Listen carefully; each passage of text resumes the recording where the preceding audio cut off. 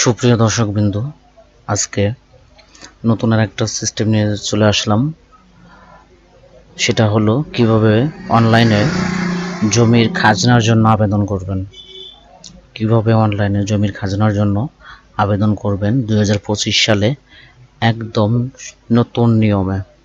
তো চলুন বেশি কথা না বলে চলে যাই। প্রথমে তো আমরা ক্রমে চলে যাব, ক্রমে গিয়ে লিখব landgov.bd। তো চলে গেলাম, ইন্টারফেস করলাম, তারপর চলে যাব ভূমি তথ্য বাতায়নে। তো ভূমি তথ্য বাতায়নে আপনারা ক্লিক করবেন। এরপর আপনারা একটু স্ক্রল করে নিচে চলে যাবেন, সেখানে দেখতে পাবেন ভূমি উন্নয়ন কর নামে একটা অপশন রয়েছে। তো আপনারা সেখানে ক্লিক করবেন। তো ক্লিক করার পর একটু স্ক্রল করে নিচে যাবেন, নিচে গিয়ে দেখবেন লেখা আছে ভূমি উন্নয়ন কর প্রদান। তো আপনারা এখানে ক্লিক করবেন। ক্লিক করার পর এরকম একটা ইন্টারফেস চলে আসবে। তো আপনারা প্রথমে রেজিস্টারে চলে যাবেন। তো রেজিস্টারে ক্লিক করলাম। তো বন্ধুরা দেখুন, এখানে একটা বিষয় আছে। বিষয় হচ্ছে রেজিস্টারে গেলে আপনারা এই ফর্মটা আপনাদের ফিল আপ করতে হবে। সেটা হলো আপনাদের আইডি কার্ডের ফুল নামটা এখানে ইংলিশে লিখতে হবে, মোবাইল নাম্বারের 10টা নাম্বার এখানে দিতে হবে শূন্য বাদ দিয়ে, তারপরে নিচে আপনার ক্যাপচারটা পূরণ করতে হবে। তো আমার যেহেতু আগে থেকেই করা আছে রেজিস্ট্রেশন, তো সেই ক্ষেত্রে আমি নিচে লগ ইনে ক্লিক করব। তো লগ ইনে ক্লিক করলাম, তারপর আমার ফোন নাম্বার দিলাম, এরপর পাসওয়ার্ড দিচ্ছি।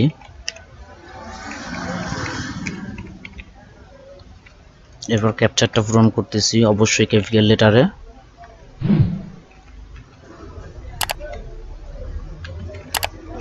এরপর আমরা লগ ইনে ক্লিক করব।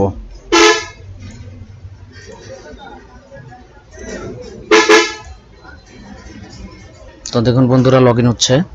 তো এখানে একটা কথা বলে রাখি, সেটা হচ্ছে নতুন রেজিস্ট্রেশন করার পর লগ ইন করলে আপনাদের এনআইডি ভেরিফাই করতে হবে অবশ্যই। তো এনআইডি ভেরিফাইয়ের তথ্য এরকম একটা জায়গায় সিস্টেমটা থাকবে। তো আমার নেই, এটার কারণ হচ্ছে আমি আগেই রেজিস্ট্রেশন করে এনআইডি ভেরিফাই করে নিয়েছি। তো চলুন দেখাই কিভাবে আপনারা আবেদন করবেন খাজনার জন্য।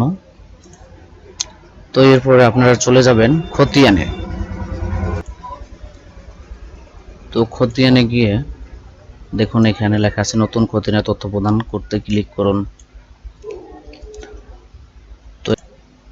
তো এখানে ক্লিক করবেন। এরপর আপনার বিভাগ, আপনার জেলা, আপনার উপজেলা, আপনার মৌজা, জমি জরিপের ধরন, খতিয়ান নাম্বার, হোল্ডিং নাম্বার এখানে অপশনাল, না দিলেও চলবে। সংযুক্তি অর্থাৎ আপনার যে পর্চা, যে জমির পর্চায় আপনার খাজনা দিতে যাচ্ছেন, সেই জমির পর্চা আপনি এখানে স্ক্যান করে আপলোড করবেন। তো চলুন বন্ধুরা, আমি ফর্মটা ফিল আপ করি। তো দেখুন বন্ধুরা, আমার ফিল আপ করা হয়ে গেছে। তো নিচে দেখুন লেখা আছে মালিকের ধরন। তো মালিকের ধরনের জায়গায় নিজস্ব দিয়ে দেবেন, যেহেতু তার নামেই পর্চাটা, নিজস্ব দিয়ে দেবেন। এরপর নিচে দেখুন সংরক্ষণ আছে, এই সংরক্ষণে ক্লিক করবেন, আপনার হয়ে যাবে। তো বন্ধুরা দেখুন নিচে স্ট্যাটাসে লেখা আছে অপেক্ষমান, অর্থাৎ আমাদের এখনো পর্যন্ত অনুমোদিত হয়নি। যেটা অনুমোদিত হয়েছে দেখেন, এটা আমরা 1/8/2023 সালে একটা আবেদন করেছিলাম, সেটায় অনুমোদন ছিল। অনুমোদন যেগুলো, সেগুলো অনুমোদিত লেখা আসবে, তারপর আপনারা অনলাইনে খাজনা কাটতে পারবেন অথবা একটা পেমেন্ট করতে পারবেন। তো অনলাইনে কিভাবে পেমেন্ট করতে হয় তার একটা ভিডিও আমার পূর্বে দেওয়া আছে। তো চলুন দেখাই তারপরে কি কি করতে হবে। তো বন্ধুরা, আমাদের কাজ কিন্তু পুরাই শেষ। এখন আপনাদের যদি জরুরি আপনাদের খাজনা কাটতে হয়, তাহলে আপনারা এই আবেদনটা করে তারপরে তফসিল অফিসে গিয়ে ওখানে যিনি আছে তার কাছে পর্চাটা দিলে উনি অনুমোদন দিয়ে দেবে, এবং তারপরে আপনারা অনলাইনে লগ ইন করে আপনারা পেমেন্ট করে আপনারা খাজনার রসিদটি পাবেন। তো এই ছিল আজকের ভিডিও। বন্ধুরা, কারো যদি কোনো কিছু বুঝতে সমস্যা হয় তাহলে কমেন্টস করে জানাবেন। ভিডিওটা দেখে যদি ভালো লাগে লাইক কমেন্ট শেয়ার করবেন এবং আরও এরকম ভিডিও পেতে সাবস্ক্রাইব করবেন। ধন্যবাদ।